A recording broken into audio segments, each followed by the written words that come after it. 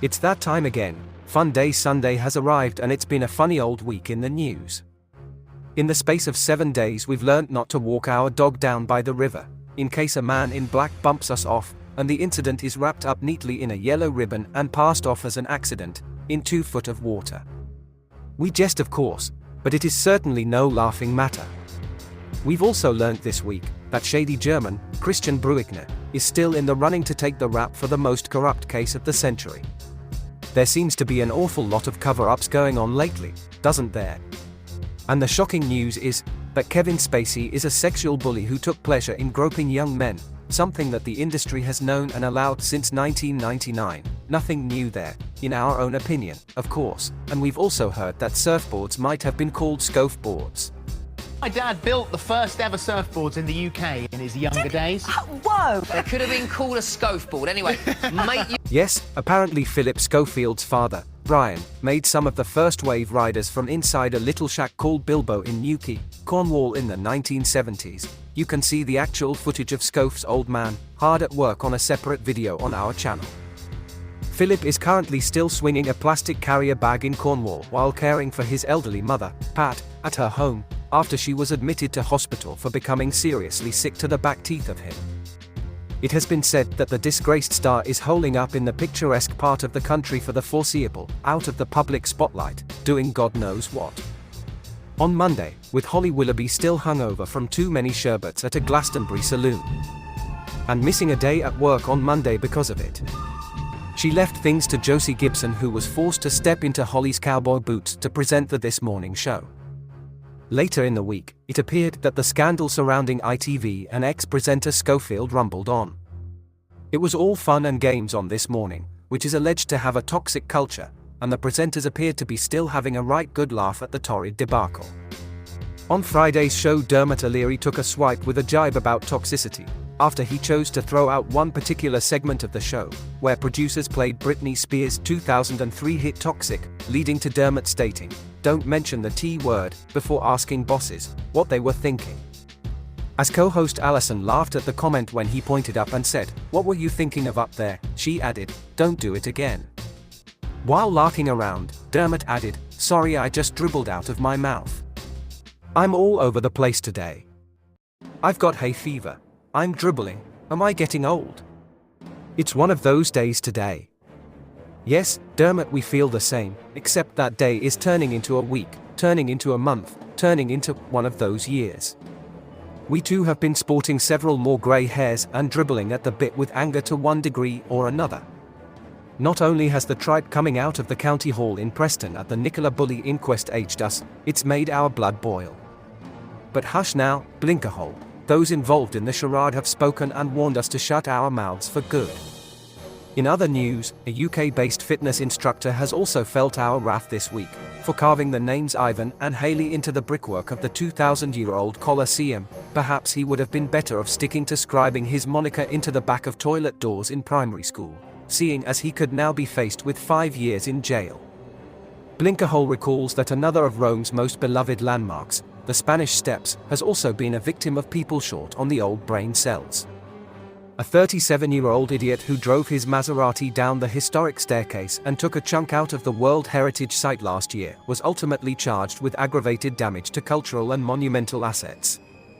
Apprehended at Malpensa Airport, when he attempted to return the hire car, he said, "I made a wrong turn." And not forgetting the American husband and wife attempting to wheel a pair of motorized scooters down the same staircase at 3:45 a.m. The woman apparently eventually gave up and let her scooter tumble to the street.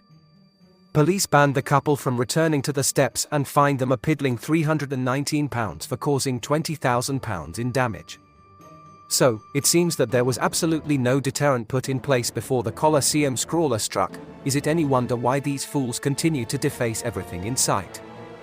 Talking of fools, and fooling, news came in this week that pop star Madonna was reportedly found unconscious at her New York home and rushed to intensive care. What a palaver. If she couldn't be bothered to do her now postponed celebration tour, she could have just said so and taken a holiday. Strangely, Madonna was pictured trussed up like a pantomime dame, strolling around New York City en route to a Karl Lagerfeld exhibition at the Metropolitan Museum in Manhattan just hours before she is said to have collapsed. But her busy day didn't end with perusing ridiculously overpriced garments. Allegedly, she later was locked in a studio with none other than fireworks singer Katy Perry. Perhaps the superstar overdid herself doing a few Catherine wheels with Katy as part of her celebrations to mark her 40 years in the business. Who knows? The mind truly boggles. However, a source announced that Madonna has long admired Katy and they have worked together before but never managed to actually put anything out. Obviously everything has been put on hold now, but the fact she was in the studio with Katy just hours before being rushed to the ICU shows how determined she was to push ahead despite feeling unwell. Whatever you say, mystery source. With light-hearted stories thin on the ground this week, and doom and gloom and indeed, corruption prevailing, we were delighted when news broke that revenge had been served on selfish sunbed hoggers. The pesky blighters have run amok for decades, creeping out of hotel rooms across the world at the crack of dawn, armed with enough towels to fill a seaside gift shop and slinging them on the best spot by the pool, then sodding off out for the day. But in Majorca, all that has been put to bed, now that a hotel worker is taking the heathens on. A TikToker captured the hero towel snatcher in action, dubbing it Sunbed Wars and declaring, "Bit of justice served today." Well, all we can say is at least it got served somewhere this week. And we've had another little bit of good news to boot. Nicole Scherzinger is engaged to her boyfriend Tom Evans. The Pussycat Dolls star, 44, took to Instagram to share snaps of the totally unstaged moment the rugby player, 38, popped the question during a trip to Vila Nova de Gaia in Portugal. The professional-looking photographs looked to have been taken by a passerby with a top-of-the-range camera who just happened to be taking a dip in the sea at the same time as that very special momentous occasion. Reportedly, Nicole struggled to hide her shock as Tom got down on one knee. "Okay, love, we believe you," moving on swiftly to the eagerly awaited part of the show where we award a very sought-after statuette for the quote of the week. In our eyes, or should that be just the one eye on this occasion, we are very pleased to announce that this week's Blinkerhole Blooper goes to Dr. James Aidley, His Majesty's Senior Coroner for Lancashire, for his quote. The remaining conclusion is that of accidental death. Words he uttered when he reached a verdict at the inquest into the mysterious death of Nicola Bulley. We would have added his name to the trophy in 24-karat gold lettering, but we figured that he might just have enough notes left inside the brown envelope tucked in his back pocket to get it done himself.